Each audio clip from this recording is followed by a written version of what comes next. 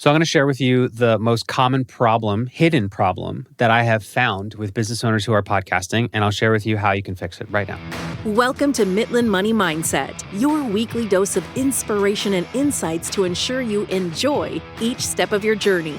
Whether you're saving for the future, planning your next big adventure, or simply looking to add more joy to your life, you've come to the right place. Now, let's dive in.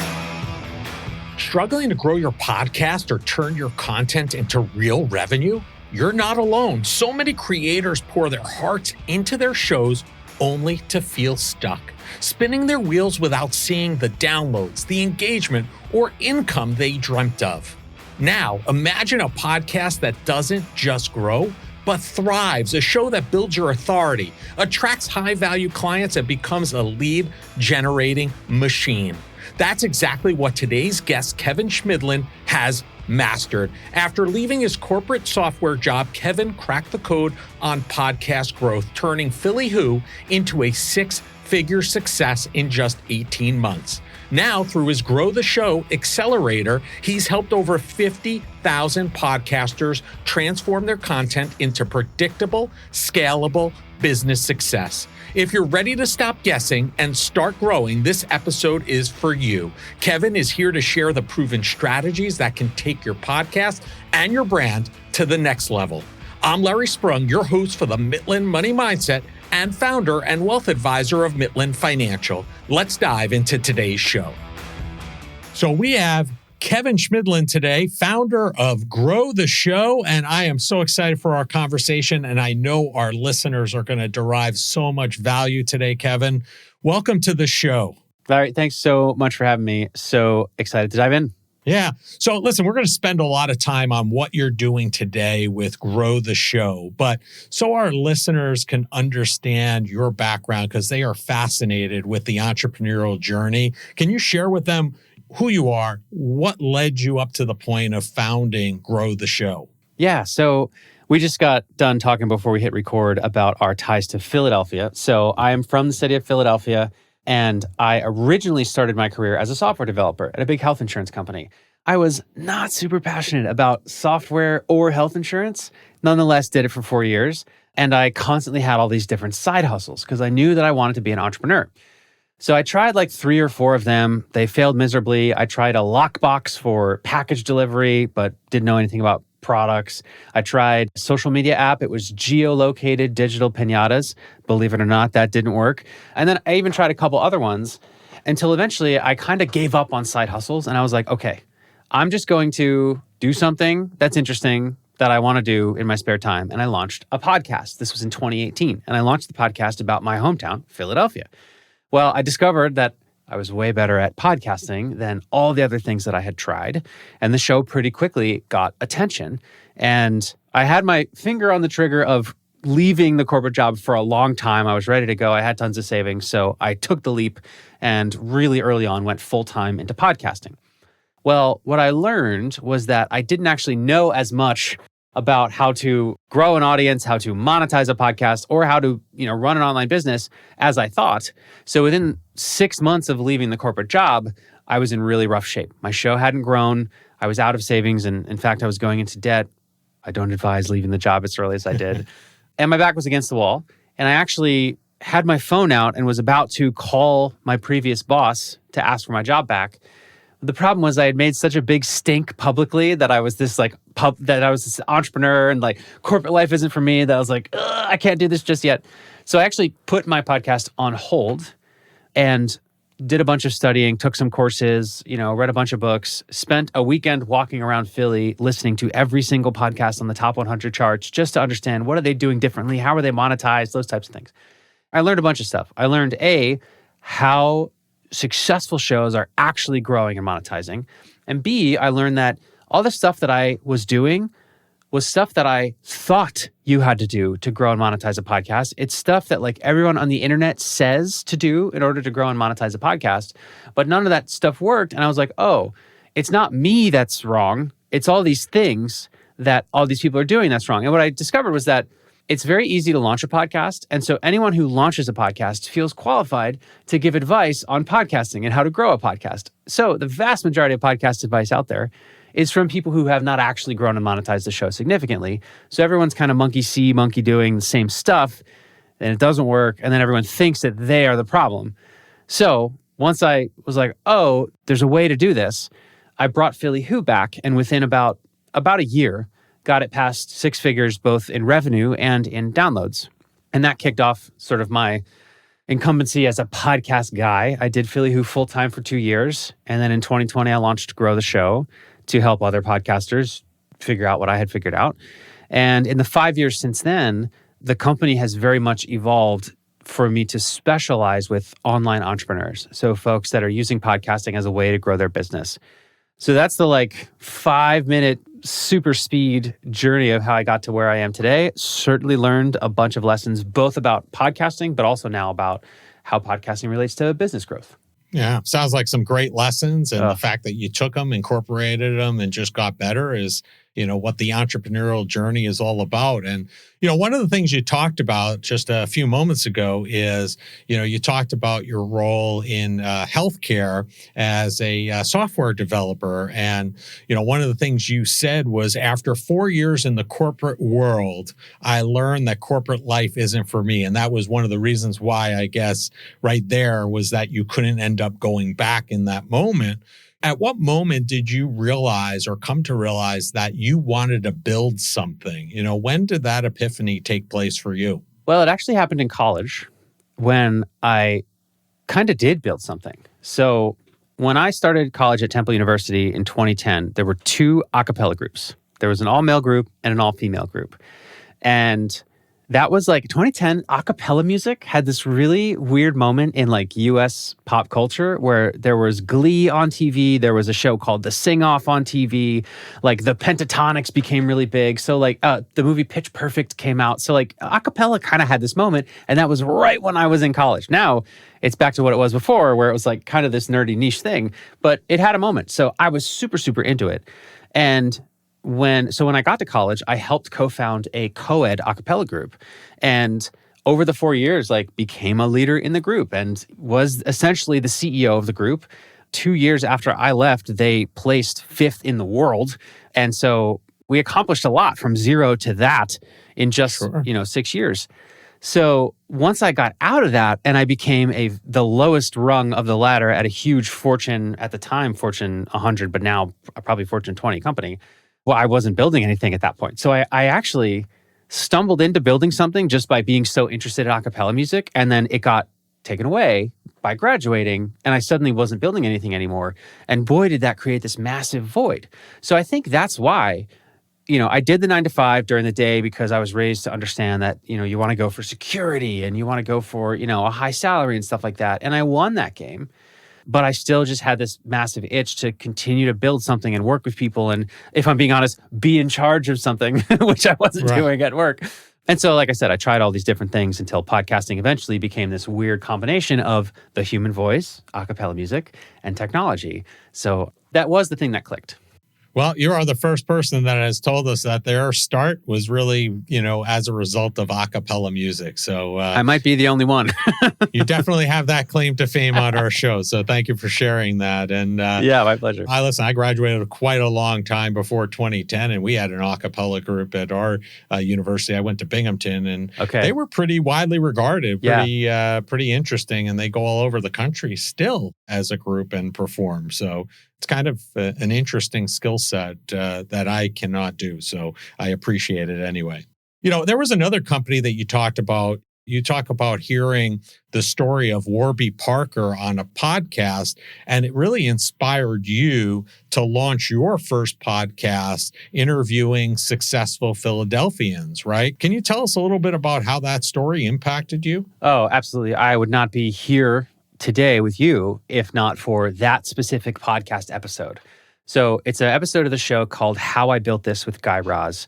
If you're hearing my voice now, you're interested in podcasts that serve entrepreneurs. And so there's a good chance you've heard about How I Built This with Guy Raz. If you haven't, definitely check it out. It's amazing. It's like an OG in the business podcast space.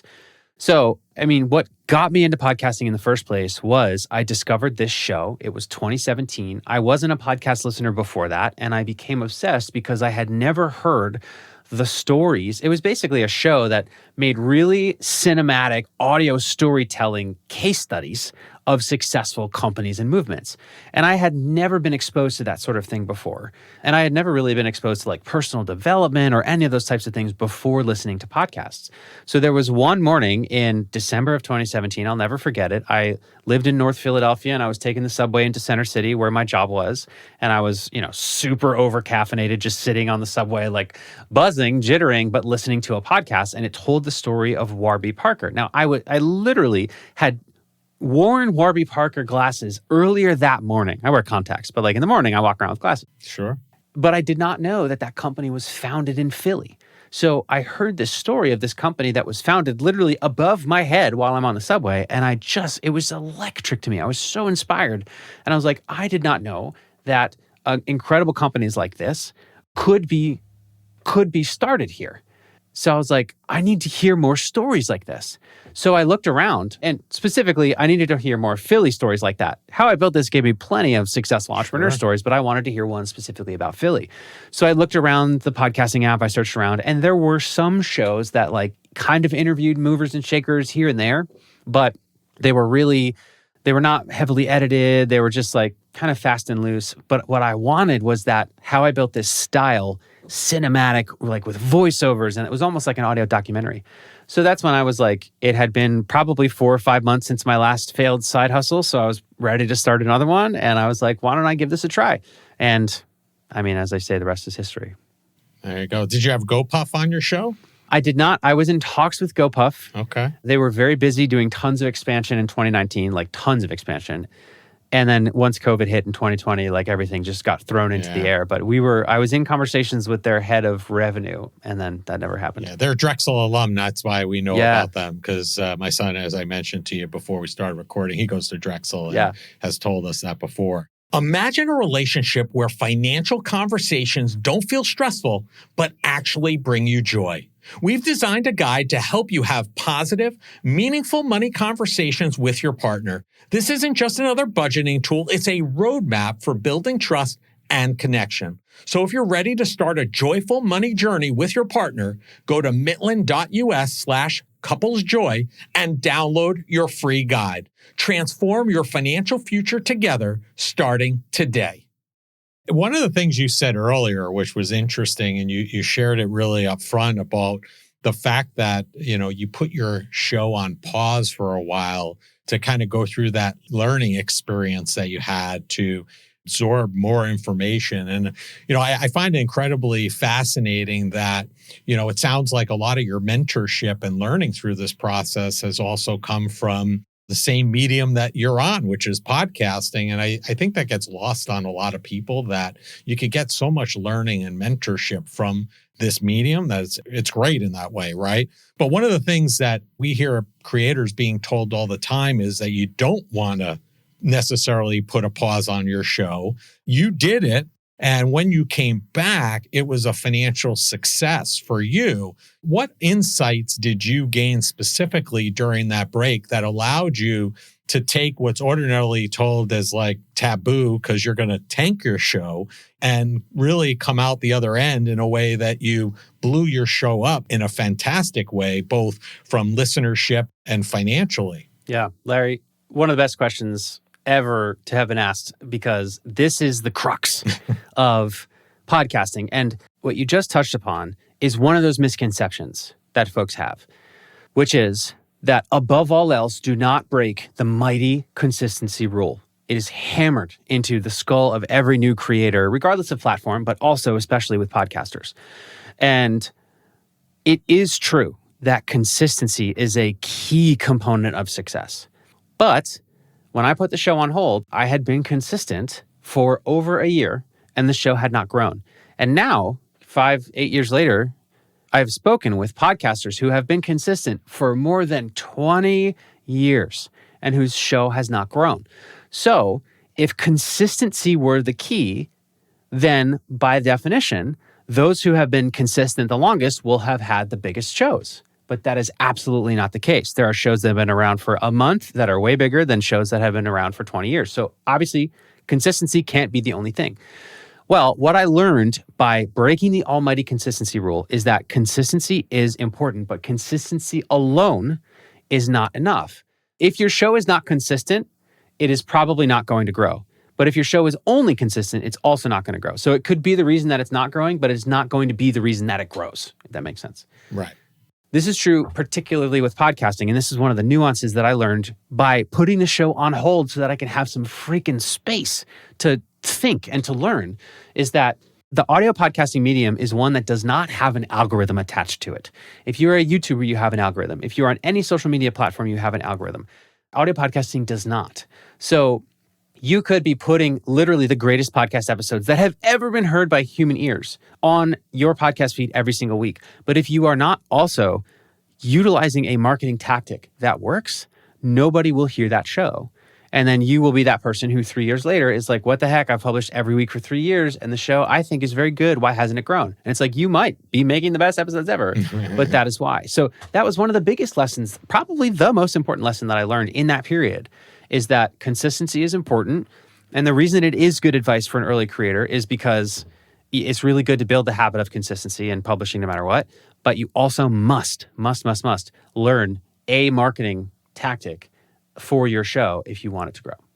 Yeah. So what you're really saying is, you don't want to go along the old adage of doing the same thing over and over and expecting a different result and going insane, so to speak, right? So if you're not getting those responses or what your expectations are from the show, and you were being consistent, it's okay to kind of take a break, regroup, see what you might be able to fix, change, or improve, develop, or change to make it better. Well, that's what it sounds like. Yeah. One thing that I learned in my software time was a framework called Agile Development. The framework basically means you're just like moving really fast and making iterations and changing things, making small changes fairly quickly.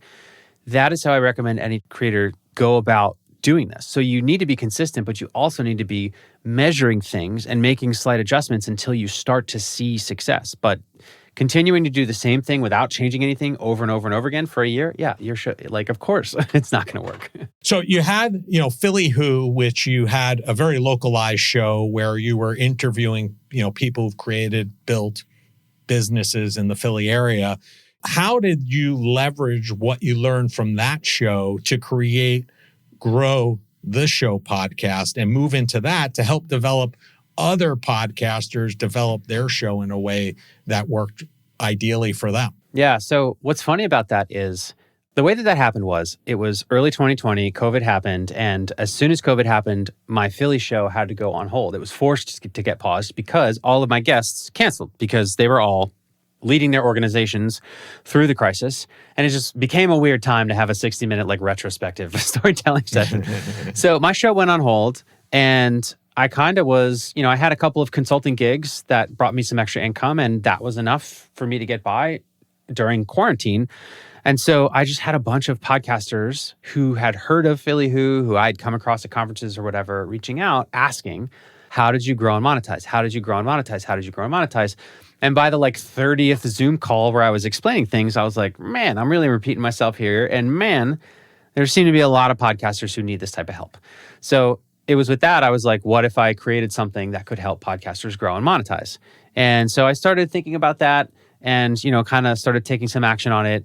growtheshow.com was available. So I was like, awesome, that's it. And then what's funny about that is I launched this business without a podcast. It was just a coaching product, essentially a course with some coaching. It was meant to be an educational program. And I originally offered it to people who already knew who I was. So I said, on social media, I said, hey, everybody, I've achieved XYZ with Philly Who. I'm now launching a program to help other podcasters do the same. If you're interested, book a call with me here. People booked a call, people bought it. I was like, whoa, this is amazing. This is what I'm going to do for the next X amount of years. So what's funny about that is I initially got a bunch of sales to the coaching program, but then after all the people who knew me already heard about it and decided whether or not to do it, then I didn't make any sales for 3 or 4 months. And I was doing I didn't know how to market a coaching program or an online business. And so I was doing outbound emailing. I was doing outbound LinkedIn DMing. I was trying all these different things to get clients to my coaching program. And for a long time, it didn't work. And it was brutal. The summer of 2020 was horrible. I was getting on 8 to 12 discovery calls per day. They were all telling me to pound sand. And I got so stressed that I was tested for sleep apnea. Oh boy. And my doctor was like, I think you're stressed. And I'm like, no, I'm not stressed. I have sleep apnea. And I was stressed. But what's funny is in October of 2020, after 4 or 5 months of struggle, my girlfriend said, why don't you launch a podcast about this? In retrospect, it's duh. But I was like, oh, maybe. So, 6 months after launching Grow the Show, launched the Grow the Show podcast and used how I told stories on Philly Who to tell stories of successful podcasters. It was heavily produced. There was a lot of voiceover, that sort of thing. And once that happened, oh my gosh, that's when everything changed for Grow the Show, because then podcasters could hear this show, number one, and be like, wow, this is really good. And this guy knows what he's talking about. But also, I knew how to grow a podcast. So I just did that. And then people listened to the podcast and then bought the coaching. So my goodness, how I wish I could have skipped that summer of pain and, skipped right to the good part. But yeah, that's how Philly Who very much informed the launch of Grow the Show. Well, if you skip that, you wouldn't be as grateful for that opportunity. 1,000%. And you basically turned the show into that sales army for you. So you didn't have to go on the 12 Zooms a day and do that. The show's doing that for you. So let's talk about this because, you're educating business owners in a lot of cases, entrepreneurs, people who are looking to derive or drive value from a podcast. What do you wish that more business owners knew about podcasting? Yeah. I wish that they knew that a podcast is more middle of funnel than it is top of funnel. So a lot of business owners launch a podcast thinking that it's going to bring them leads. But a podcast, especially in the early days, is actually not a great lead generation mechanism, but it is an undefeated lead nurturing mechanism. Right? So lead generation is the moment that somebody finds out about you. And technically, it's when they give you their contact information. Lead nurturing is when someone who already knows who you are spends more time with you and gets to know you better. A podcast, as I said, in my opinion, is absolutely undefeated at that because when someone listens to your podcast on a regular basis, they're spending an hour on average with you per week, which is just so much time. There are multiple studies that say that buyers need to spend about, on average, 7 hours with your brand before they'll make a buying decision. So there's no better way and more efficient way, in my opinion, than a podcast to make that happen. But the misconception comes into play when business owners launch a show. And again, they think it's going to be a lead generation mechanism. So they put the episodes out there and nobody hears it. And they're like, what the heck? This show is doing nothing for me. It's not bringing me any new leads. Now, many of the people who were already leads are listening to the show and buying, right? And business owners who have a podcast many times experience their best customers get on a sales call and they're like, oh, I can't believe I'm getting to talk to you right now. This is so cool. And it's like, okay, that person has been nurtured like crazy thanks to your podcast. They're much more likely to buy.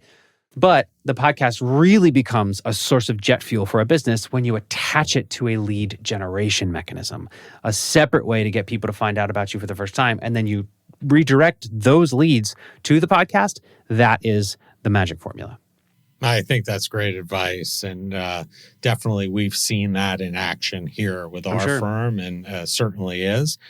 We just talked about, what business owners, we hope they knew about podcasting, but what about those that are podcasting already? What would you like to share with them about how they could potentially, maybe one or two kind of easy implementable ideas that they could take and utilize and help get their show to the next level? Totally. So I'm going to share with you the most common problem, hidden problem that I have found with business owners who are podcasting, and I'll share with you how you can fix it right now. So most business owners with podcasts, almost all of them, think that they have a growth problem. They think I need a better growth strategy. When in reality, most of the time, what they actually have is a retention problem. They think that no new people are discovering their show because they look at their metrics and they're like, wow, my podcast gets 150 downloads a week and it's been the same for a year. So my podcast has had the same 150 people listening for a year. That's actually, in most cases, not true. Usually it's different 150 people every week, but they don't come back next week. So it's like your podcast, like trying to grow that podcast, one that has a retention problem, is like trying to fill a wicker basket with water. And you're like, what the heck? This basket won't fill. You know what? Let me try a fire hose, right? No, we don't need a better hose. We need instead to try to fill this steel bucket with water, and maybe the same hose will do the job. So here's how you convert your podcast from a wicker basket to a steel bucket. First of all, if you want to know if you have this problem, the number one metric to look at is called completion rate. It is called completion rate. And that can be found not in your analytics of your host platform. So this is wherever you upload, your episodes, Libsyn or Buzzsprout or Spreaker or Transistor. There's a million of them. That platform doesn't have your retention metrics. It only has downloads. Downloads only tells you if a device downloaded the show. It doesn't tell you how much of the episode people listened to. If you want that information, you have to go to either Apple Podcasts Analytics Dashboard or Spotify's Analytics Dashboard. I, at this point in time, recommend going to Apple's because most podcasters have more listeners on Apple than Spotify, and so it gives you more rich data. And so when you go into the Apple Podcasts Analytic Dashboard, you can look at individual episode metrics, and they will literally show you a graph of every single listener and when they stopped listening to your episode. It is illuminating. And so that's the first thing I check with any business owner that I'm talking to with your podcast. I said, what is your average completion rate? And they almost always say, what is that? How do I check that? And I say, go look. And if you have an interview show, if your completion rates are below 65%, you have a retention problem. If your shows are solo episodes and it's below 75%, you have a retention problem. The number one way to fix retention is your intros. So the number one reason listeners turn your episode off is because when they turned it on, they weren't yet 100% sold that they want to spend the next 30 to 60 minutes of their time with you and with this specific topic. So the first thing that must happen when a listener presses play, the first thing they must hear is your voice telling them what they're about to get out of this episode. I say, hook them immediately. And I really like to use the Pain Vision Solution copywriting framework. So I might say, like if I was introducing this episode, are you an entrepreneur who has tried podcasting, but you just can't get your podcast to grow? Well, what if instead, spending less time per week, your show was growing month over month by 5 to 10%? Well, in this episode, I'm going to interview Kevin Chemidlin, who is a podcast expert, and he's going to share with you the secret misconception that is holding your show back. Let's get to it. That episode, just with that little 30-second intro that teed up the conversation that we're having right now, will perform almost double better than if when someone presses play on this episode, they hear dee dee dee dee dee dee dee dee dee dee dee. Welcome to the, like, they're already gone. They've already turned the show off. So that's the number one secret that I wish every business owner knew. Great stuff. Thank you for sharing that. You know, one of the things I know you're very into are systems, right? And why do you think systems are so important for business owners to understand as they grow? Well, I mean, I was lucky enough to learn systems when I got a degree in software, because that's what software is. It's systems. And when developing software, what you learn is a computer. Well, this actually isn't true anymore with AI, but back in that day, a computer is just going to do what you tell it to do. And so in order to make software work really well, you have to define, I want you to do this thing. When X happens, I need you to do Y. And here's exactly how to do Y every single time. And when you do Y, X should be the output. Business is the same thing. It is literally nothing but what is the trigger? So when should this thing happen? What are the inputs? What is the process? What should happen every single time? And then what are the outputs of this process? And I mean, to this day, I'm still not perfect at developing systems because I like to do everything myself. And it's sometimes a pain in the neck to set them up. But my goodness, when you are able to unlock systems, it just gives you leverage, it gives you time back, and it gives you the ability to serve multiple people at scale. So it really is the basis to everything. And spoiler alert, the same thing is true with a podcast. I just gave you a system for literally doubling your completion rate every single episode by using that simple framework of an intro. Right. Yeah, good stuff. Thank you. Thank you for sharing that. I'm a big systems person as well. I think it's, especially as you grow and scale, they become increasingly more important and vital to the business. So as someone myself, I've gotten so many intangibles from podcasting. What is the best thing that podcasting has brought into your life? Well, I always say there is no better networking tool on the planet because it's a little bit more difficult now than it was 8 years ago when I started, but it's still true that a podcast gives you an excuse to get an hour on the calendar with virtually anybody. And it bakes into your weekly life, learning from incredible people. And if you were to just like try to book an hour with some of the people who would say yes today to a podcast with you, they would not say yes. They would deflect you to an assistant who will tell you no or string you on or whatever, or they might even ignore the request if you just said, hey, can I have an hour of your time? But if instead you say, hey, I have a podcast where I am serving a specific listener base and helping them do X, Y, or Z, and I'd love to have you on the show to talk about Q, then you would just be floored at the caliber of people who would be like, absolutely, I would love to do that. And so you as the host are doing this in service of your audience, which is number one. But my goodness, do you get an incredible network? And the way that I learned the power of that was when I did the Philly show. And in 2019, again, I was this kid who was 4 years into a software career. And suddenly, as if overnight, I was walking into restaurants having a seat and like they were bringing over dishes, compliments of the chef. And I'm like, what the heck? This is crazy. And I'm like hanging out with some of the biggest and most well-renowned business leaders in Philadelphia just because I launched this podcast. I hadn't achieved anything by all accounts. There was no reason for them to be spending that time with me, but I was providing a service to them and to my listener base. And it just created an unstoppable network. So what sometimes when I'm talking to business owners who are considering it is I'm like, if all this did was give you an absolute world-class network and it only took you an hour a week, would it be worth it? And they're like, yeah. I'm like, okay. Yeah. Listen, that network's brought me a lot of joy personally. And quite frankly, it's created, or we've been able to create using our guests, a library of information for the families that we already serve. So if they haven't listened to the show yet or missed an episode and there was a specific pain point that they had that we've talked about, and maybe they've been a little delinquent in, putting into motion, sometimes we'll just send them a simple episode of another guest that talked about that same topic, because sometimes just hearing that from another voice may get them to make the moves and do what they need to do, because it just reinforces it's now not only us saying it or talking to them about it, but this additional professional who does work in this area is also recommending that they look at those areas. So it's been tremendously beneficial for us, for sure. Yeah. So, Kevin, it's been a pleasure having you on. And we end each of our shows asking our guests the same final question. It's the one that our listeners hang on to hear about,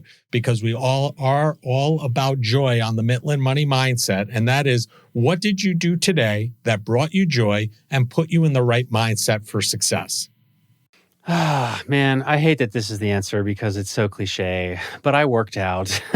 I literally was walking home from the gym annoyed at how good I felt and how good of a mood I was in, because, I've been exercising for several years. When I was in high school, I weighed over 300 pounds. And so I discovered exercise sort of a little bit later in life. And boy, when I did, it was just so annoying how effective it was at improving my life. I'm like, damn it, all those annoying people were so right. So, it's crazy. Tony Robbins always says whenever he is just not feeling well, he just changes his state by getting his body active. It doesn't have to be going to the gym for an hour, just move around. And for me, my hack is like 10 jumping jacks. Like right now, I'm in the middle of a 6-hour back-to-back. And in between, I do 10 jumping jacks and it's just like, ready to go. So not related to podcasting. Like I said, super annoying that it's true, but you just got to move. Yeah. Listen, it's great. And I thank you for sharing that. It's not cliche because it's your joy. So it's personalized to you. So that's all that matters. So we're going to have all of your information in the show notes, Kevin. But if people want to connect with you, learn more about Grow the Show, what's the easiest and the best place for them to do that? Yeah. So the first thing is they can go to 12daysofpodcastgrowth.com. So that's 12daysofpodcastgrowth.com. That is a email course that walks through the foundations of what to understand as a business owner if you want to make podcasting work for your business. So that's the first thing. Secondly, if you're hearing my voice right now, that means you're using a podcast app in most cases. And so if you just search for Grow the Show, and if it doesn't come up, search Grow the Show Kevin, you will come across the show. Every single episode is a lesson where you're going to learn something that's going to help you grow and monetize your show faster. So that would be what to do. Awesome. Well, listen, thank you so much for sharing your story, sharing the great takeaways that can be implemented today if you don't have a show. And if you do, that can make it better and grow your show, but grow the show for them. And I appreciate your time and enjoy your day. The pleasure's all mine. Thanks for having me. Wow, what a powerhouse episode today. Kevin, your journey from software developer to podcasting mobile. Take two. Wow, what a powerhouse episode today. Kevin, your journey from software developer to podcasting mogul is nothing short of inspiring. The insights, strategies, and real talk you shared today are exactly what our listeners need to take their content, brand, and business to the next level. To everyone tuning in, this is your sign to go all in. Whether you're launching, growing, or scaling, the knowledge Kevin dropped today is the fuel to get you there. Kevin, thank you for bringing your expertise, your energy, and your passion. This conversation was next level. Kevin Chemidlin and Grow the Show can be found across most social media platforms. All the contact information needed to find them can be found in the show notes. Thank you for joining us on this episode of Chemidlin Money Mindset. Remember, it's not just about the money, it's finding joy in the journey and embracing the right mindset. If you love the show, be sure to subscribe, rate, and leave a review. Don't forget to follow along for more tips and inspiration. Please visit the social links below to connect with Larry or his guests. Until next time, keep smiling, keep thriving, and remember to think about, what did you do today that brought you joy? The opinions voiced in the Chemidlin Money Mindset Show with Lawrence Sprung are for general information only and are not intended to provide specific advice or recommendations for any individual. Past performance is no guarantee of future results. All indices are unmanaged and may not be invested into directly. Investing involves risk, including possible loss of principal. No strategy ensures success or protects against loss. To determine what may be appropriate for you, consult with your attorney, accountant, financial or tax advisor prior to investing. Investment advisory services offered through CWM LLC, an SEC registered investment advisor. Guests on the Chemidlin Money Mindset Show are not affiliated with CWM LLC.